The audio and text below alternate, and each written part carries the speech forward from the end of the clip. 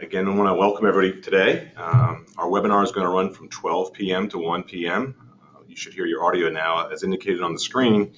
If you do not hear audio, you can dial in at the numbers on the welcome page here. One of the areas you have in your control panel with GoToWebinar is an area that you can ask questions. I encourage you to take advantage of that at any time.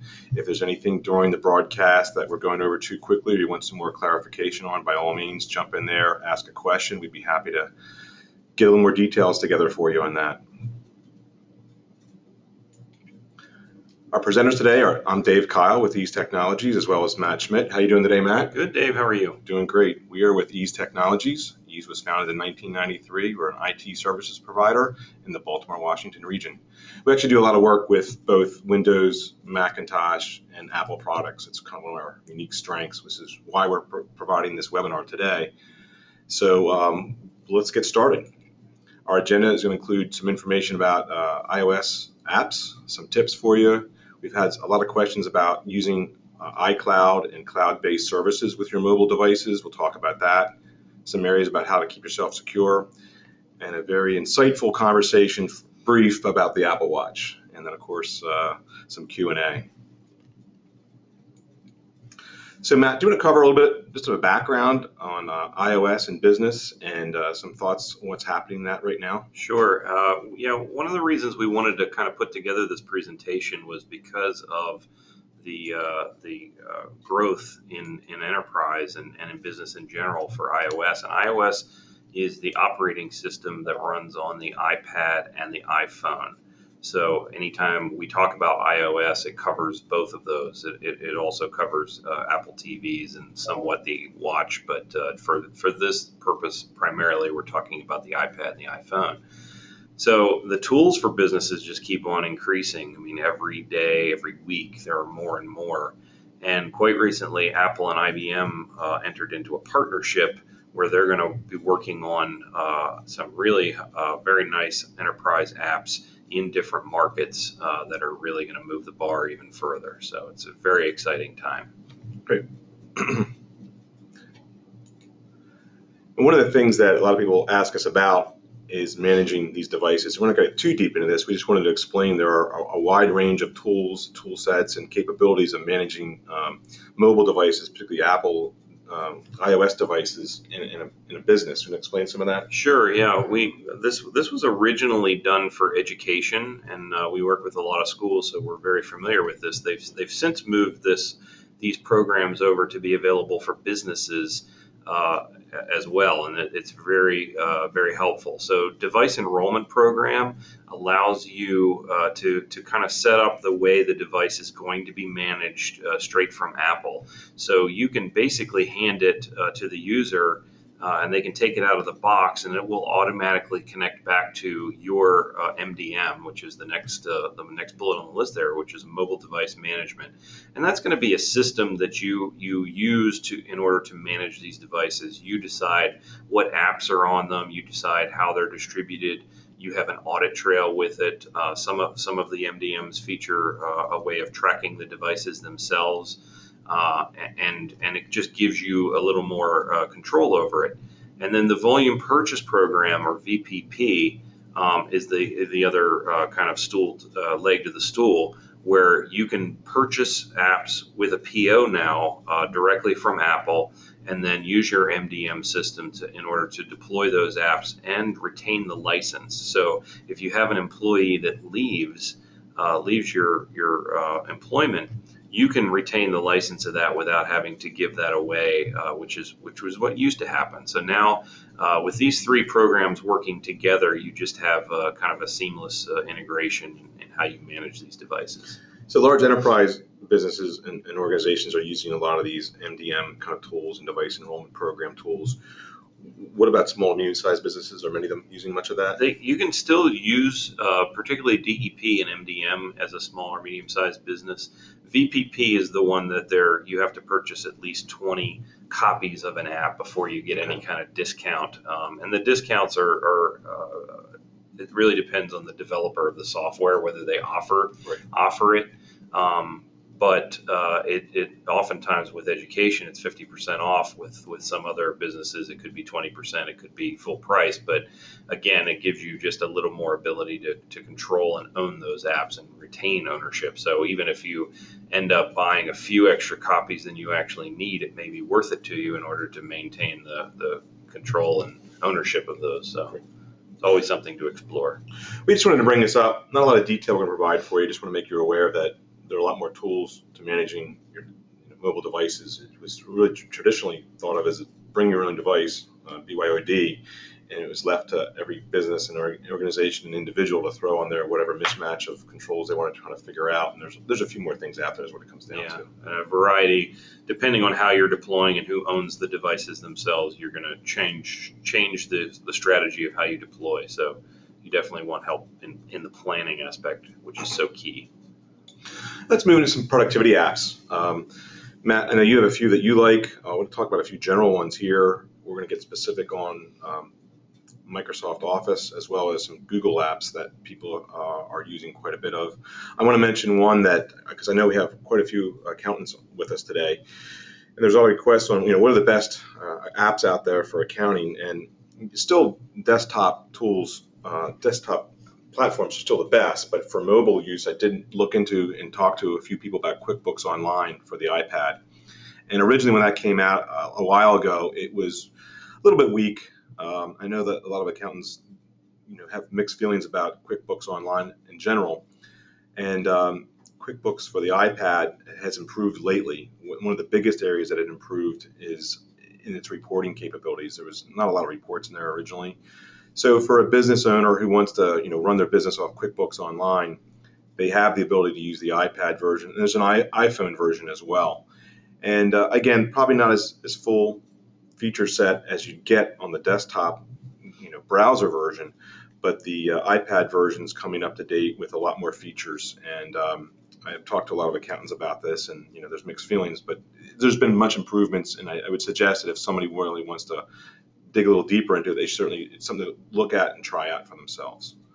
Matt, do you want to talk about the other ones on here that you think that you like? Sure. I mean, just from a productivity standpoint, we're gonna look a little more closely at Office and Google Apps for Business, which are the main productivity tools. You also have Apple's kind of suite, which used to be called iWork. I'm not sure if they still do, but it entails Pages, Numbers, and Keynote, which are the Word, PowerPoint, Excel equivalent. You have things like iAnnotate PDF, which gives you the ability to kind of manipulate and make changes to PDF documents. JotNot Pro is a really nice one, which turns your camera, whether it's your iPhone or iPad, into a scanner. So with some of these apps tie together, you kind of use them in a workflow so that you take a piece of paper, you're taking a picture, you're scanning it in, and then you're using iAnnotate to kind of change it, and then maybe you're saving it to Evernote, which is a note-taking and document repository that syncs between all your devices, and you're kind of building. What's nice about these apps are they're not overly expensive, so you can kind of build workflow by using different tools that you're comfortable with, and it's fun. Yeah, we're going to talk about our favorite apps in a minute. We just wanted to generally talk about, there's a lot of apps out there, as we all know, and we're going to move into the Microsoft ones next. And for the most part, a lot of people have had to, as you described, pick and choose different apps and make something work for themselves into a workflow that is unique. And it's still kind of true in some ways. I work with my wife. She's in commercial real estate. She uses Goodreader and Dropbox as a combination of tool sets. So there's still a lot of different, finagling around to make some stuff work. What's the best news for everyone has been, from like Microsoft. They've really spent a lot of time and done a really good job of building out the applications in the mobile space that are pretty responsive. So let's talk about that. Yeah, and it's really changed the dynamic. I mean, it used to be that the iPad was considered a device for looking at content, and now with these tools coming from Microsoft and Google and others, you're really talking about content creation on these devices. So you now have with Microsoft Office, and this they just changed this. It used to be you had to be an Office 365 member to get the full functionality of these apps. I still think they are holding a little bit back, but for the most part, these are available for free now for, I would say, about 90% of the capability. So you've got your Word, you've got your PowerPoint, you've got Excel, Outlook, which connects back to your Exchange server for mail. You have OneNote, which is their note-taking app. OneDrive for business is if you're an Office 365 member, you get now unlimited storage in OneDrive for business, which is their cloud storage. One thing you'll notice as we talk about these things, a lot of this changes very rapidly. If you had asked me a couple weeks ago, Link would have been Microsoft's messaging tool. Now they have kind of combined that with Skype. They purchased Skype, and Skype for Business has now replaced Link as both a video conferencing and messaging tool. There's a RD remote desktop app, which we're going to show you in a demo a little bit later. And then the Office 365 admin tool actually gives you visibility as an administrator into your entire infrastructure and allows you to kind of manage your users on the go with your iPad. Yeah, and these same apps also are available for your iPhone. And we talk about iPad and iPhone interchangeably, but I really do like the Outlook version for iPhone. What it combines is a variety of different things in there, and I use this more often than my mail app that I have on my iPhone. And what I find in there is that it not only in this one application, it combines several different things for me. The one application includes a calendar. I can get my OneDrive or my Dropbox in there, and I also can get my contacts. So my one app actually combines a lot of these things that I want to do into one place, as opposed to jumping in and out of different applications. Quite frankly, I think I like the calendaring functionality in Outlook so much better than the Apple one. So much better. So this competition between these app makers is good, and Microsoft was really behind in the mobile space for quite a bit, and has really put a lot of emphasis and done a good job. So, and again, a lot of this stuff you may already have access to, you don't realize. I encourage you to try out and see how it works for you.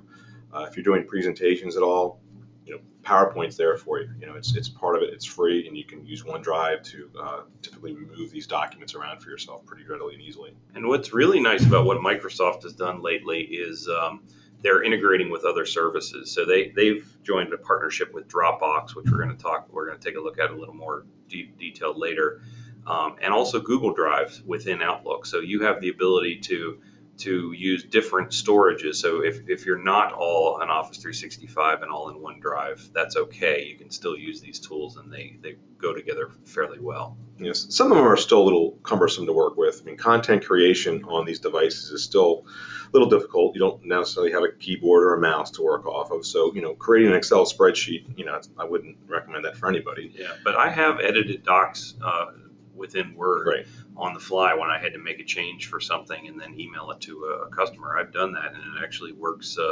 It works pretty well, which surprised me because I expected much worse. Right. So not a lot of people know about Microsoft Office. That was the one thing we wanted to encourage you to check out, get access to, download, get Outlook going for yourself. It's a good suite if you're heavily already embedded on the desktop side with Windows. From a mobile side, the Microsoft Office suite is something definitely to get going with for yourself, and making sure you're using OneDrive and other components with that. So let's switch over to talk about Google apps. So Google has also done the same thing. They have built on the desktop. These are typically apps that you use within the web browser itself, but on the iPad, they have made standalone apps just like Office. So you've got the Chrome web browser available to you. You have Google Drive, which is Google storage, and then you have Docs, Slides, and Sheets. Again, Word, PowerPoint, Excel equivalents, and you have a Gmail app. The one nice thing that I think differentiates the Google app space is the analytics tool. So if you're doing a lot with your website and you're using Google Analytics to analyze, who's coming to your site, you actually have a tool to be able to do that on the iPad on the go. So that is the one thing that kind of stands out for me within the Google space. But both work extremely well. And that's actually, I'm going to shift gears out of Google for a second. I use Constant Contact, which is the method I use to communicate with many of you when you sign up for the webinar. And, that's an example of, Constant Contact has an app out there. And I use that pretty regularly to kind of check in how my email blasts are working, things like that. So there's a lot of apps out there that sometimes you may have overlooked that you're using in one part of your business online as a web-based component or cloud-based component, that it may have an app for you, and you just need to check it out and see if it's available for you or not. So Constant Contact, I just signed up with that for us probably about 3 months ago. One of the reasons I switched over to Constant Contact was because it did have an app that I could work with. And so it's really important that you do check that out. It does offer a lot, not everything, but offers a lot for you when you have that functionality. And that's what Google Apps provide for you, is a lot of functionality from the desktop, but also transfers it into your mobile as well. Let's talk about a few of our favorite apps. I'll start off with Waze. And Waze is one of those ones, many of us get to commute around the Baltimore, Washington region. And often have struggles, of course. That's one of the favorite comments. Along with the weather, it's the traffic problems that we have. Waze is much like, it's actually a Google company now. They bought it a couple years ago. Unlike other ways of getting around, using Waze is using crowdsourced information. So it's taking information that other users provide and add it to your travel information. So if you want to go from point A to point B, if I want to come from Columbia, when I get down to Fairfax, Virginia, I put my directions in there. It'll give me turn by turn. It'll give me voice commands when I need to turn. But it's also aware enough if there's a backup, for example. And it'll actually have me get off 270, which was the last one it did for me, take a roundabout way, which I just went all in on, and it got me there faster if I would have sat in traffic for an extra half hour. I prefer that.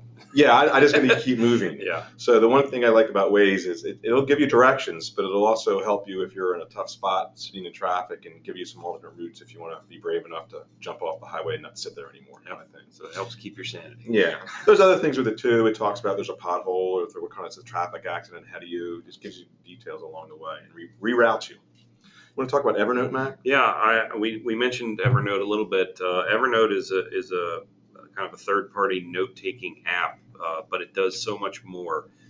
It's basically an application on your desktop or laptop, and it's also an app on your iPhone or iPad, also available on Android and other phones, that syncs all the notes between them. And it does so much more. You can type notes, you can put documents in, you can put PDFs, you can put pictures.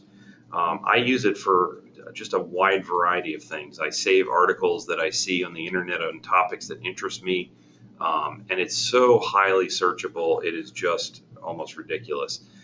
You can actually take a picture of signs with words on them, and you would be able to search the words that are in that picture. So I can, and I actually do this, I take pictures of wine labels just to keep track of certain bottles of wine that I like, and then I can go back and search the words or the country of origin on that label. And that is something that's fairly new and fairly impressive to me. An important business tool. Absolutely. Again, the sanity check, right? Yeah. Actually, Matt turned me on Evernote probably several years ago. And I use it religiously almost every single day. One of the features that it has that I call round tripping, it runs between your mobile devices, your desktop computers, and your web browsers. So you can kind of be anywhere, and it will have that information for you. I do everything from on my home computer, and I want to put an address in or a phone number. It's just a quick note. I throw it in there, and I can jump in my car, and on my iPhone, and that same information will be sent over to me right away. And then I can store information. I can do web clippings. So if I'm doing research on something, I can do clippings into Evernote, and it'll be there for me when I get back to my iPad or my iPhone. So it's a great tool just to sort of grab information, save it, get back to it, put it in categories. If I'm traveling, it's all there for me. I even put things such as I'll scan in my insurance cards, things like that, so it has there available for me later on. So it's not just lost, or if I lose my wallet, I have those items there for me. I've done the same thing. I think we talked about Outlook already. Do you want to mention DocuSign? Yeah, DocuSign is another one that I just cannot live without. As I've gone more and more paperless, this is an app that I can pretty much open up any kind of document and be able to sign. I can sign it myself. I can have other people sign it, and then immediately send them a copy of that signed document. So I've used this for statements of work. I've used this for contracts. I actually bought my house and filled out all the paperwork in DocuSign Really? and submitted it to the mortgage company. So it was, I can't live without this tool. Yeah, I know you use it extensively with our deployments and sign-offs for certain accounts that we're working with, so it's an Absolutely. important tool there. Dropbox, we're going to talk about that with our little deeper conversation about cloud-based storage. 1Password we'll mention, Matt, another app that you found that I like to use as well. I want to share about that one. Yeah, 1Password is a password management tool. There's another one called LastPass. We do recommend this from a security perspective because you can create and store very long, complicated passwords with numbers and symbols and practice good password policy without having to kill yourself trying to remember 100 different complex long passwords. So this is a tool that, again, kind of round trips between all your devices and your computer, and you can access from pretty much anywhere to get your passwords when you need them. It's kept in the cloud. It's secure. We've been using it for several years now. It's definitely a change in what you're doing. Many people I know keep a spreadsheet or even write down their passwords somewhere. This is the application that, whether it be in your iPhone, your iPad, or your computer, it lets you store and keep those passwords wherever you're at, and securely. It keeps those passwords for you. And I keep things like my banking information and Credit driver's cards. license, credit cards. I mean, anything that is really secure and I care to keep secure, I keep in that app.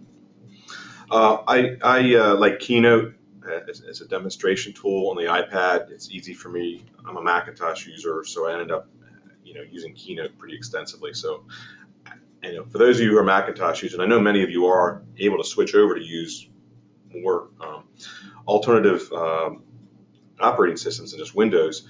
Apple's Keynote, I can create something on my Macintosh, save it, and then get it to it readily and easily on my iPad and use it as a presentation tool, which I like a lot.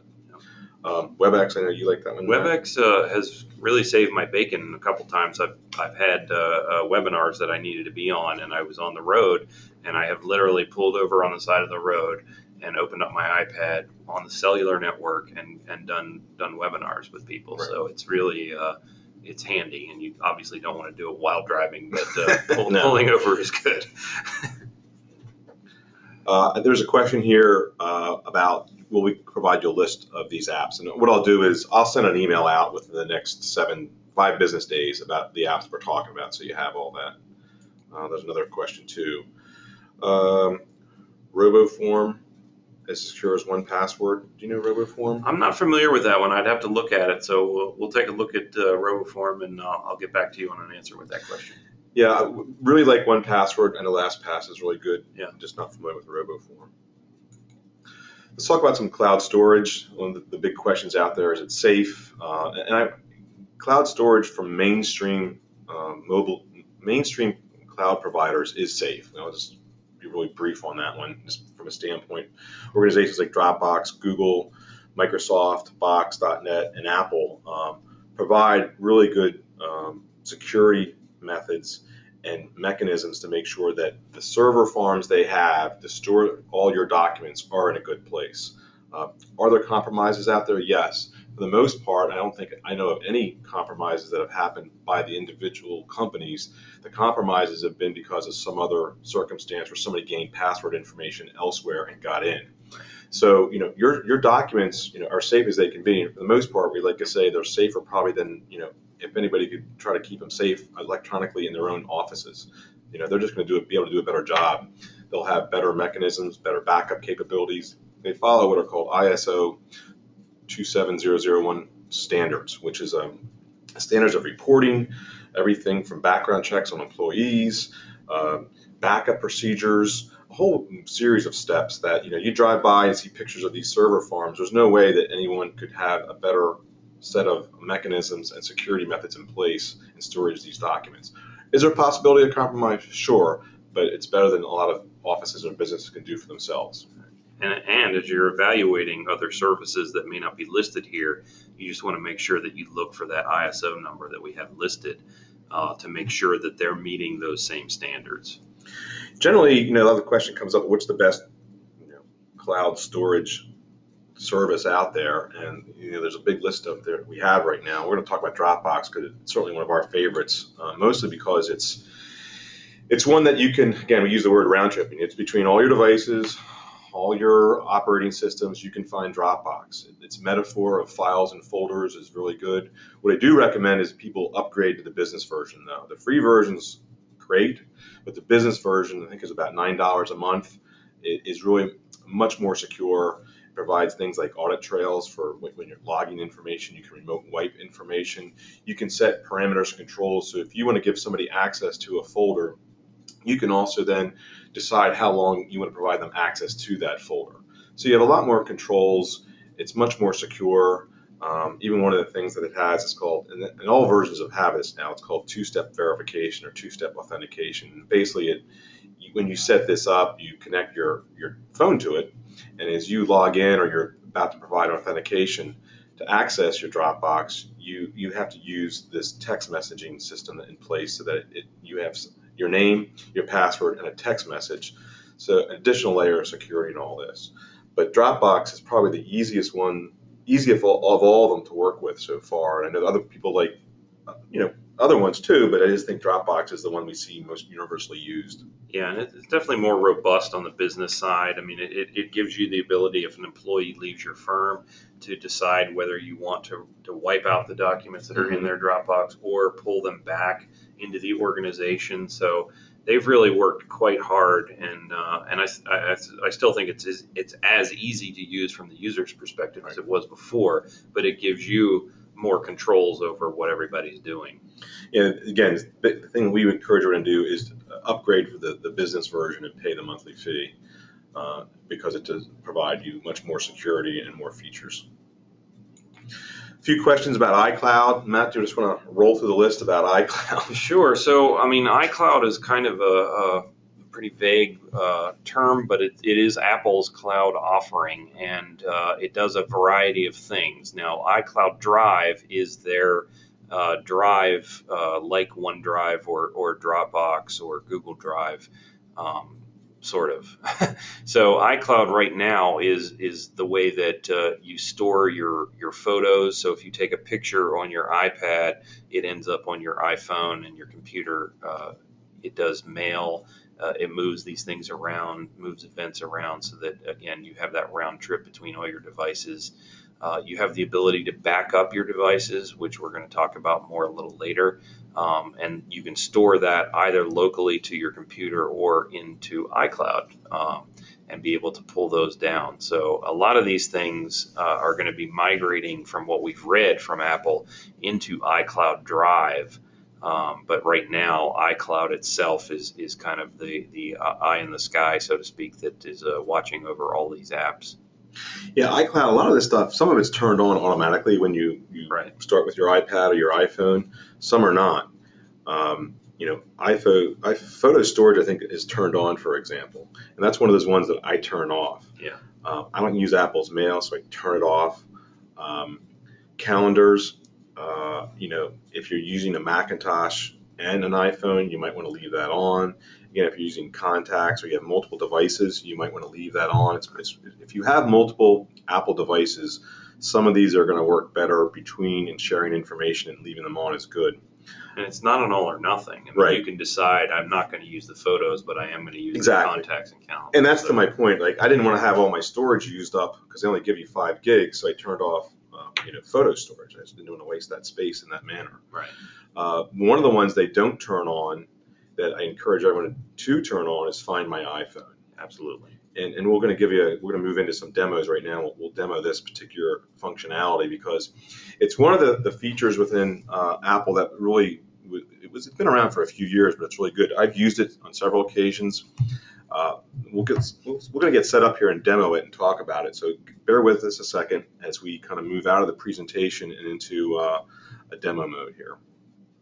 And you can kind of tell that it's been around a while because it's still called Find My iPhone, even though you're using it on your iPad. Right. So that's how long it's been around. We're using some software here that will allow us to project Matt's iPad onto our screen, and I should be able to bring Matt's iPad over here now. Okay, it's there. I want you to see that. Hopefully everybody can see that. So down in my lower right-hand corner here, I've got something called Find My iPhone, which I'm going to click on. And that is going to automatically bring up a map, and it's going to show all of my devices that are logged in with my Apple ID and where they are. And I'm on Wi-Fi, so it's got me exactly where I am, which is right next to the mall in Columbia. So I can see where my iPad is, I can see where my iPhone is, and where my laptop is. Even though it's asleep, it remembers it. So one of the nicest features of this is not only can I locate it, and it shows me I can do hybrid mapping, so I can show what it looks like with the street names still on there, or I can go back to a satellite or a standard map. If I go to my phone and I click on my phone, I can get it to play a sound. So if it's somewhere around the office and I'm not sure, I can hit play sound and it'll start beeping. Or I can put it into lost mode. And what's really fantastic about this, particularly if it's lost or stolen, the last thing that Find My iPhone will do before the battery dies on the device is report its last location back to Apple. And they store that information for, I believe, 60 days before that's wiped. So it gives you an opportunity to locate your device even though the battery may have died. Yeah, so this. You need to turn this on. We'll show this. Can you show this real quick? Where you just turn that on? Which one? Hold on for a second. I'm sorry. I'm going to jump around. So the main features of this are if you've lost your iPhone or iPad. I used it twice this weekend. I couldn't find my phone, so I just got my iPad out, clicked play sound, and I could do the same thing by calling it, but I was using I think I had the volume turned down. The lost mode is if it's somewhere else that you can want to record where it's at. And then the last thing there, Matt, what's the last button in the lower right-hand corner there is erase my erase iPhone. So yeah. I can actually erase the data. And this, again, you want to make sure you've got a good backup before you start erasing it. But I could wipe that entire phone. Let's say it got run over by a truck. If I've got a good backup, I can go get a new phone and restore from that backup and have not lost any of my data, any of my apps, anything. Yeah, so I had a friend who was in Paris, left his iPhone in the cab, couldn't find it, couldn't retrieve it, person wouldn't give it back, hit erase mode and wiped it remotely. So he didn't have to worry about, lost the phone but didn't get the data compromised. Exactly. Lost mode also provides a feature, and this has happened to me. I was on the golf course and dropped my iPhone, and I didn't know where it was on the golf course. Borrowed my friend's iPhone, went in to find my iPhone, and typed in my friend's phone number. So fortunately, someone found my iPhone, saw the message come up. It said, if you find this iPhone, please call this number. They called me, and probably about 7 holes later, I had my iPhone back. Nice. They found it. That's great. So, it does work. You have to turn it on, though. Yeah. And there are, like we mentioned before, some of the mobile device management systems have this feature as well built in with some extra things that you can do to secure those devices. But we've actually recovered quite a few client devices that have been lost this way, so it's hugely helpful. All right, we're going to move into some more demos here. Let's actually move into staying with the cloud. Let's talk about. It's actually a product of ours called the East Cloud Workspace, but we want to show it to you because we're using an iPad here. We're talking about mobile and we're talking about cloud services. And one of the services we talked about that Microsoft was providing was the RD client. And Matt, what does that do exactly? What is RD client? So RD stands for remote desktop, and you're basically connecting back to a remote server. So we use that tool. It's free from Microsoft. You don't have to be an Office 365 user in order to use RD client, but you just download it from Microsoft, and we use it to connect to remote servers. We use it for a variety of tasks, but it also works with accessing our cloud workspace. So if I click on this, it's going to log me into our cloud workspace product, and it's going to give me a full Windows desktop. So I can actually work on my iPad and get to all of the items that I have. All my shared drives. I've got my my printers could be here. My scanners. I can have a network printer. I can have a local printer. And I can be anywhere as long as I've got an internet connection. I can access those things. So this is essentially, we virtualized your Windows desktop computer. It's in the cloud, and we're using this particular application here on our iPad to have access to our desktop now. Right. And I can open up documents. I can make changes to it. I can click here and pull up my keyboard. And again, this is the on-screen keyboard. If I wanted to use a Bluetooth separate one, I could, but I have complete access to a full Windows desktop. We're often challenged, and rightfully so, by our customers to look at innovative ideas and ways that they can improve their business.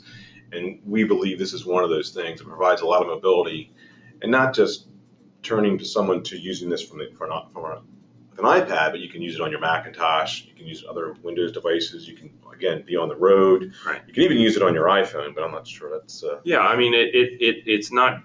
I wouldn't want to be working all day off my iPhone because Right. it's so small. But if I really need to get to a document and I'm somewhere like at a mall or something, Right. I've done that. Right. I get full access to your desktop. I mean, another nice feature of this is I could actually put the full-blown QuickBooks client Apps, on here and get to it from anywhere. Right. So I can not only use the RD client from Microsoft, but I can also do it from a web browser. Right. So I can still have access to my complete Windows desktop from that browser. The one thing that the RD client does give you is access to those local printers and local scanners. That doesn't work within the browser itself, so that's why that's more helpful. Let's show a few more demonstrations here. Let's take a look at some other areas on the Mac iOS operating system that we think are important to take a look at and talk about. So I clicked in here. So down in the lower left-hand corner of my dock on my iPad, there's a little gray, looks like a mechanical wheels. If I click on that, that's going to be the settings, and this is where you have a lot of different things that you can change. The first thing we want to look at was Control Center. Now, Control Center is not within the Settings app itself. Control Center is actually, if I take my finger at the bottom of the screen and I pull up, it opens up a set of controls, i.e. Control Center. So I can very quickly have control of the sound. I can control things like turning on Wi-Fi, turning off Bluetooth. I can lock the orientation. So if I'm watching a movie and I want to make sure it stays horizontal, I can lock that orientation. So if I'm moving around, it's not going to change. And I can very quickly change the brightness on here, get to things like the timer and the camera. The phone has a couple more options like a flashlight and some different tools that are available. But the settings for this are in here, and I can actually change it. Change mine. Mine is turned on, so I can get to Control Center even though the screen may be locked. And also within apps itself, I can control whether I turn those on and off. So Control Center is a really convenient way. Whether you don't have to be in the settings to do any of this. You can simply be in an app. You can be even not even anything you work with, your iPhone or your iPad. You bring up Control Center and you can turn it off certain common settings. Do not disturb, Bluetooth, Wi-Fi, things like that. Airplane mode if you want to have complete no one bothering you at all. Exactly. So the next one is notification. And notifications are where you decide what app wants to send you alerts, banners, messages, sounds. Everybody has stuff that they want to send you once you start downloading these apps. So you have complete control. You can actually turn them all off, or you can decide I want them all off except for these few. So there are some like, the New York Times or something where if, there's a news alert, I want to get an alert to pop up. And that'll pop up no matter what app I'm in or if I'm in a lock screen. And this is true on the iPhone or the iPad. Yeah, sometimes I get asked the question, I keep getting these banners across the top of my iPhone. You may have accidentally suggested that you want to get these notifications and sometimes don't realize you've already done that. So in the settings and notifications, this is where you can control how these notifications happen for Right. yourself. You can turn them off or on, or just limit how much you get. And as soon as you download a new app, it is usually going to pop up a box saying, this app would like to send you alerts, yes or no. And if you accidentally hit yes, or you change your mind later, you go back in here and you turn off and turn on what you want. Right. So gives you control. In settings, notifications is where you're going to go, and you can control each app, how you want to deal with it. And the last one is kind of a biggie. Oops, I think I hit the wrong one. No, that is the wrong one. So privacy is gonna really give you control over what you're sharing with other apps. So anytime an app, for example, wants to use location services, which is going to be where you are depending on what Wi-Fi you're on or what cell network you're on. If you have a cell card in your iPad or your iPhone, of course has one. If apps want to use that service, you have to give it permission first. So if I go into location services, it's going to tell me what apps have the ability to take advantage of that. So if I look at the first one, AccuWeather, the choice is going to be always or never. On some of these apps, it's actually going to give me a choice of only when in the app. So obviously, if I'm using a weather app, it needs to know where I am in order for it to be helpful in telling me what the weather is. So I may want to allow that, but there are things like MLB.com that I don't really want it to know where I am. I mean, Right. it's really, it's very personal. So you again have complete control. You can turn them all off if you're not comfortable sharing location information, or you can decide which you allow and which you don't. And that's true of all of these things. So contacts, calendars, anytime an app wants information that is located within another app, you have to give it permission first. And if you change your mind later, it's not a one and done. You can go back in and say, okay, now I don't want DocuSign to use my contacts anymore, and turn that off. Now, if you get to a point where you need it again, it's gonna prompt you and ask permission again, and then you can decide right then and there, is it worth it or is it not worth it? But it's never a set it and then I can't change it again. Does that match up? Okay, the location services also is something important to recognize too, because it uses background batteries up as well. Yeah, they do. I mean, particularly location services, because you're using the either the Wi-Fi or the cell card GPS in it, and it does take some battery. So if you find that your battery isn't lasting as long, you may want to turn some of those off. Okay. Yeah, the GPS is probably, I think, one of the heaviest use of the batteries. It's always searching, going through stuff. So, if you're using any travel apps and stuff like that, or anything, or even the GPS, point-to-point stuff, you're going to run into a problem with that. Right.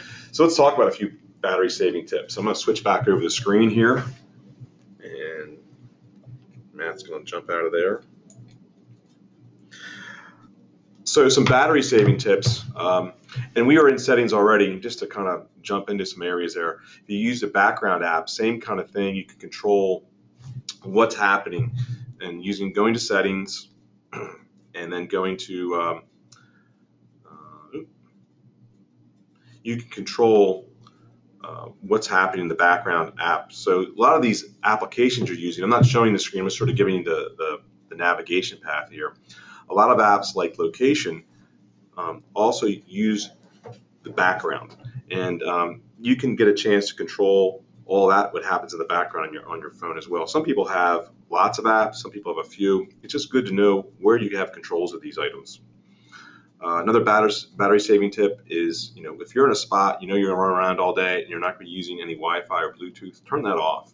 Okay, really highly encourage you to just be aware. And I think, Matt, you were commenting to me the other day that you had problems originally with the iPhones and it using up a lot of battery life. As of late, it's been better for you. Yeah, the iPhone has definitely improved as the versions have gone on with battery life. I used to use a product called Mophie, which is an external battery. It was like built into the case. It was like a battery that was built into the case of the iPhone.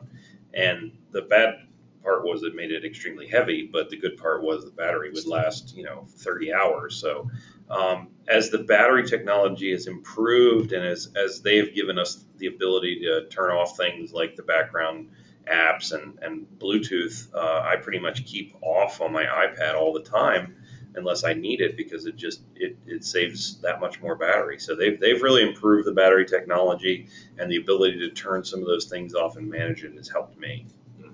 So suggestions here, if you're in it regularly, on the road a lot, you might want to get an extra battery for yourself.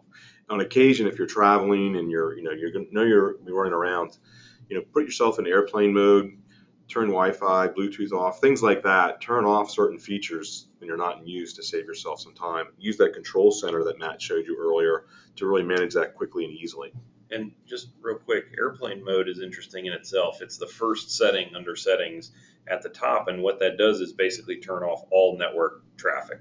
So it turns off your Wi-Fi, your Bluetooth, and your cell card in your unit. And what I've actually used that, in addition to saving battery, I've used that to troubleshoot network problems. So if I'm having trouble connecting to something I think I should be able to, I turn that on. So I turn everything off, and then I turn things back on one at a time to see where the problem may lie. So that's been a helpful tool generally. Cool. Storage tips. One of the things we want to share with everyone, and especially when people upgrade their iPhones and iPads, they often run out of storage. And if they were to look at your settings under general, usage, and then storage, you have the ability to manage what's going on there. And you know what, Matt, we have enough time here real quick. I might show that one. Sure. Let's just jump into that real quick.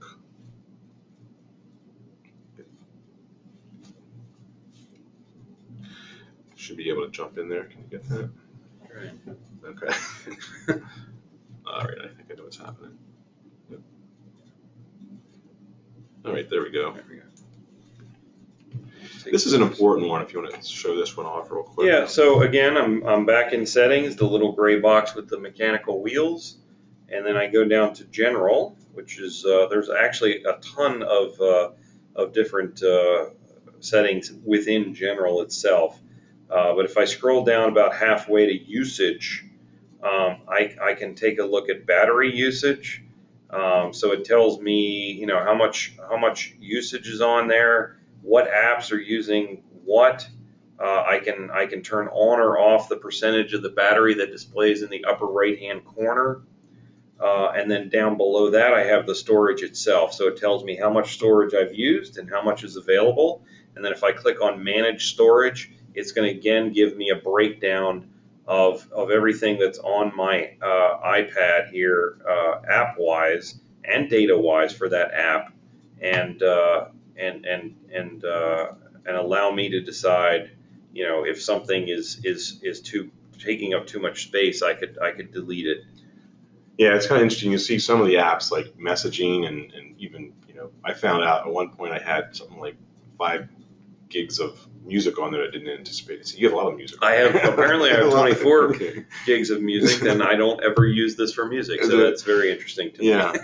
So it becomes a window to see what's going on and how much space, your apps are taking up for you and what's going on. And again, it's funny, I checked my messages out. I had 2 gigs of storage on my messages, and you're able to manage it a little better what it comes down to. So again, knowing where to look is the hardest part in some of this, but knowing that once you do, you can get a better idea of managing what apps, how much space you have, and even deleting some of those apps that you may not need or really using them anymore. And even with below storage, I can actually manage my iCloud storage as well, which I actually purchased some extra storage, but I can show within iCloud, how much space are my backups from my different devices taking, how much are my pictures taking, what else is going on there, and it gives me the ability to manage that a little better. All right, let's cover our last couple items here. We like to encourage everyone to be as secure as possible with their mobile devices. So we shared with you some insight about how to manage your privacy settings. As you can with your devices, always make sure you have your password set and your devices to auto lock. And the newer iPhones have devices that you can actually use your thumbprint to secure that. It's a quick and easy way to make sure you're getting access, and it's a biometric, which is really kind of nice as well. turn on Find My iPhone is another really important tool to keep yourself secure so you can manage and find your device. Another tip we like to share with everybody about everything is, avoiding free Wi-Fi. And Matt, any thoughts on? Yeah, you definitely do not want, I mean, if you can use free Wi-Fi, but just be careful what you're doing on it. No banking, no credit card purchases. It's just not safe enough in order to do anything that you would want to keep secure. Of course, using good password policies. We cover that with our accounts. I blog about it all the time, using strong passwords that really are mixed characters of uppercase, lowercase, and nonsensical words, 8 characters or more. You don't use your passwords among sites or devices. You don't share them and change them frequently.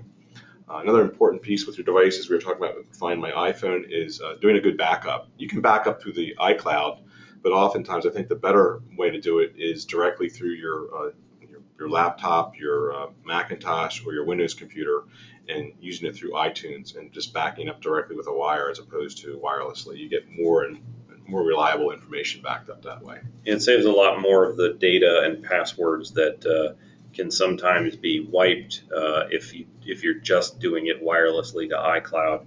And that's mostly because of the developers aren't following the guidelines that they're supposed to. But it's a much safer way to back up if you plug into your computer. You can do that on a Windows machine or a Mac, back to iTunes. Our last comment or conversation today is about the Apple Watch. And had a few conversations with people about, is it a business tool?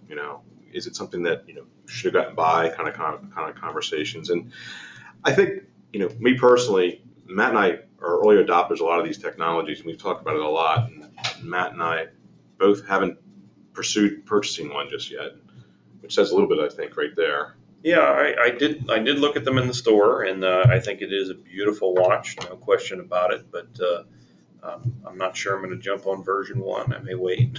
Yeah. I think what was interesting, though, I've done a lot of research into this, and went to the Apple store, talked with them over there, and actually talked to someone who does have an iPhone, is the number of apps that are out there on this. And I have 2 apps here that I wanted to share with a number of accountants that I know are on the webinar with us today. One is QuickBooks Online has made a version for the Apple Watch already. Now, again, the screen real estate's kind of small, but there is information that they can convey. I didn't know how much, but it looked like there were several screens once you connected to this, checking information, deposit information, credit card information, funds, things like that. So some basic information with QuickBooks, which I thought was pretty interesting, pretty innovative to get started with right away. And another application that you may or may not be familiar with called Invoice to Go. And what they've done with their app with the Apple Watch is they've created what's called geofencing technology. That's not unique to them, the concept anyway, but the application is where it's a time reporting application.